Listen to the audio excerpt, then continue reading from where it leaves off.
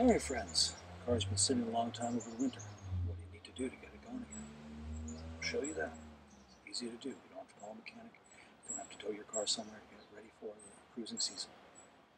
So stick around. I'll show you a few of the things we do to get this car going again. Now it's time to check the major fluids. Make sure they're topped off. Pull it out. Do an oil change.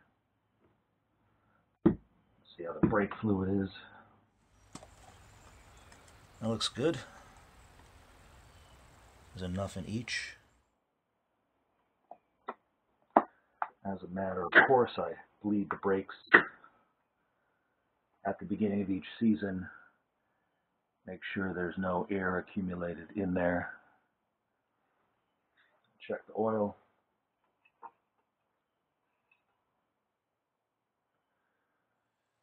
It's at the full mark. I'm going to do an oil change first thing, but I don't want to start it up dry of oil.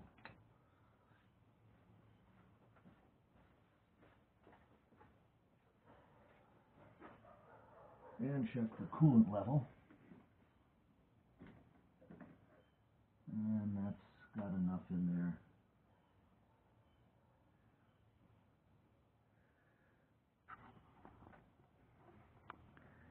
You can see way down in there.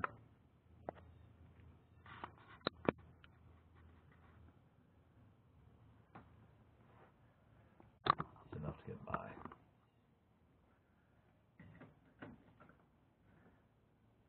Since I only take this out on weekends, I basically check the coolant level and oil level and brake fluid level every time I take the car out.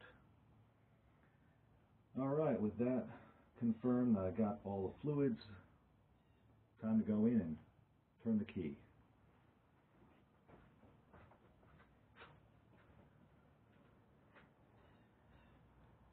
It has been on the battery tender all winter, and the battery tender says to turn it off, disconnect it before you try starting it, so unplug it from the wall, unplug the cable here on the fender,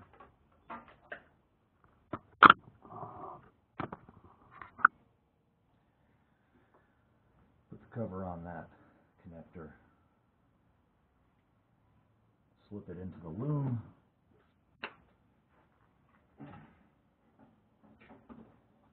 and I'm ready to start it up.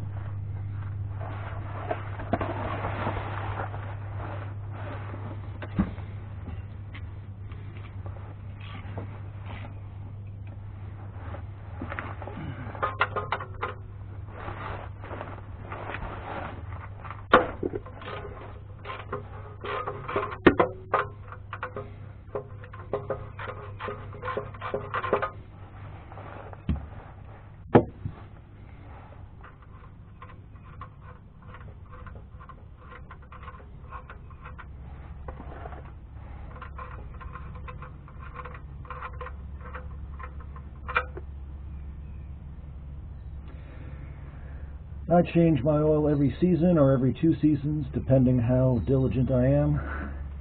I always add the zinc additive to regular 10W40 oil.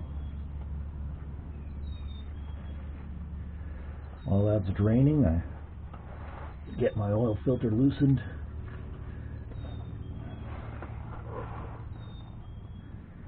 Go get myself my next one to put right on. Let that oil filter drain down.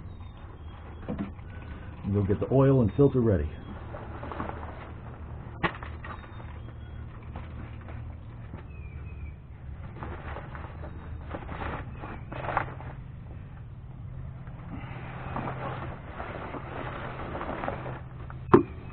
Back underneath, the oil's all drained. Just wipe that surface.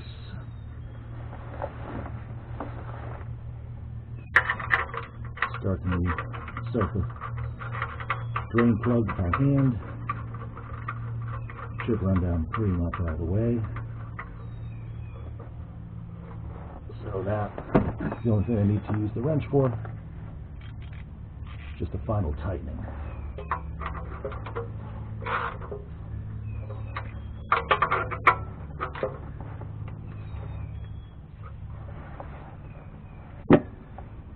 You see that the filter is also finished draining.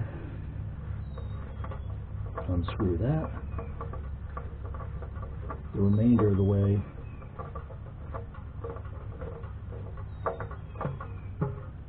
pull it off and drain that into the oil pan as well, the drain pan as well. Now,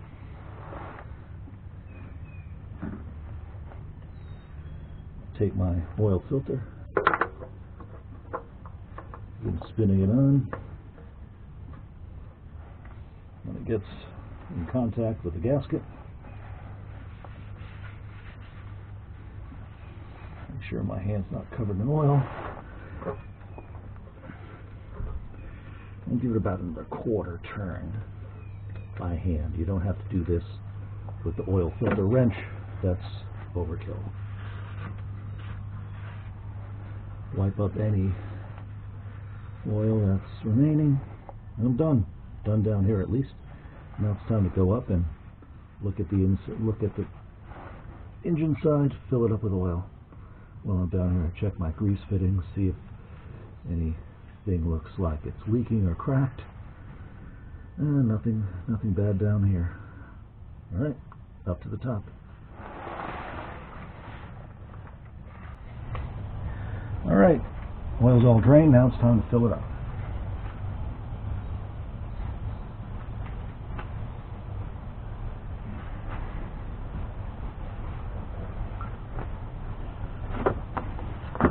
First thing I do is take my zinc additive, whatever it is this year, ZDD Plus, add that right to my oil.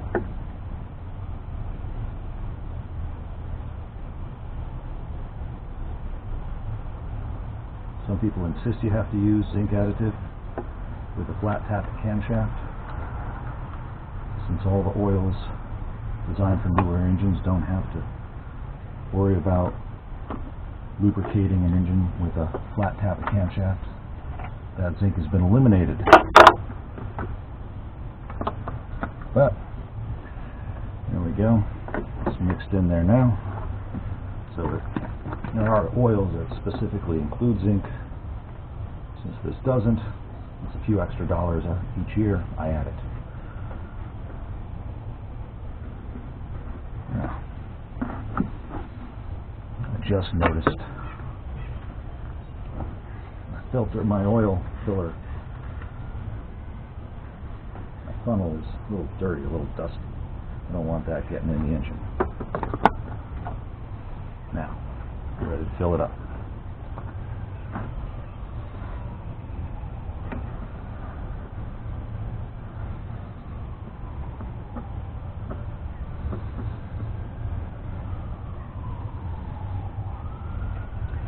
Fill it with the spout at the top of the can like this. If you fill it with it at the bottom, the oil tends to glug out.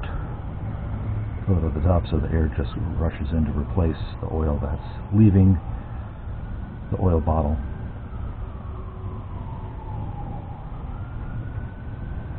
There we go.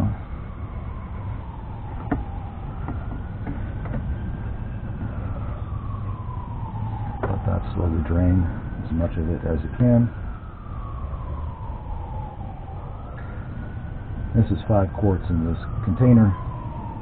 I'll add another quart or so to bring it up to the top. The Corvette has a 6-quart pan.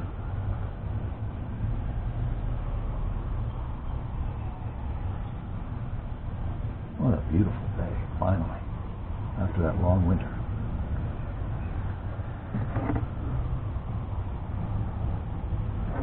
Well, that's about as much as is going to drip out of there for now.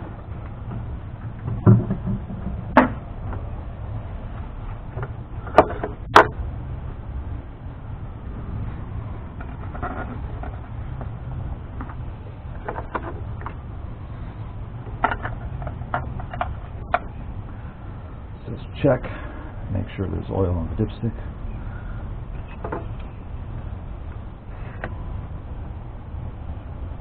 There's an interesting twist on this dipstick. When I twist, I mean when you put it down, it twists 90 degrees as it approaches the top of the tube. So in order for it to pull out properly, the dipstick handle has to be pointed toward the carburetor. As you pull up, it twists just past that hose for the power brakes. Let's see, what does it look like?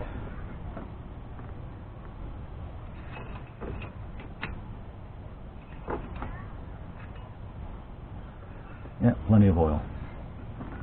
It's going to read over full at the moment.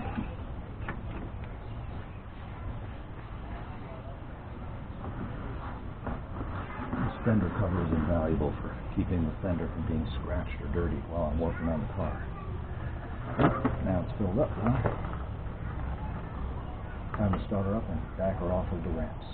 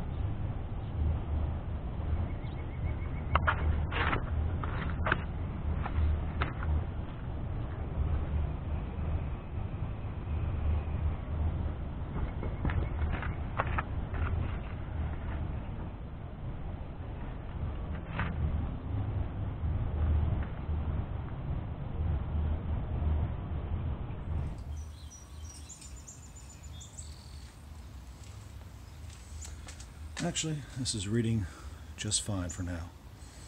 So what I'll do is run it for a few weeks, see if it uses any oil. All right.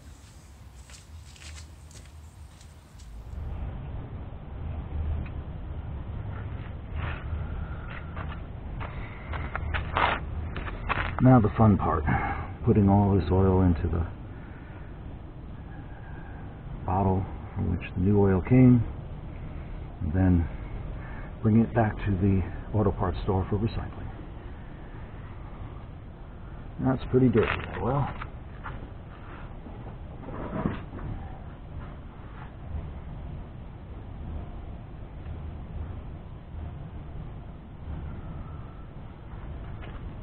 This is always a fun procedure.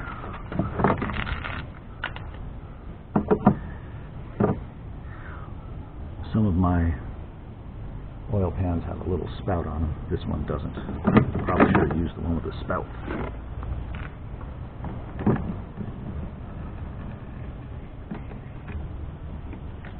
Well, there we go. Most all of it's going down.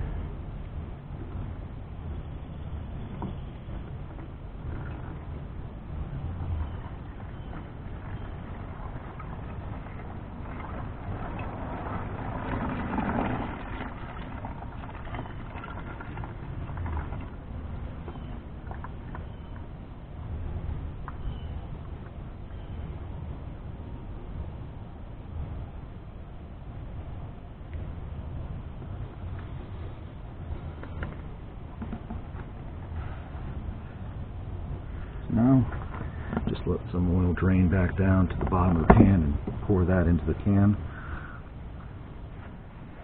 Clean up a little bit of oil on the side. And we are done. Ready for another season of driving the Corvette.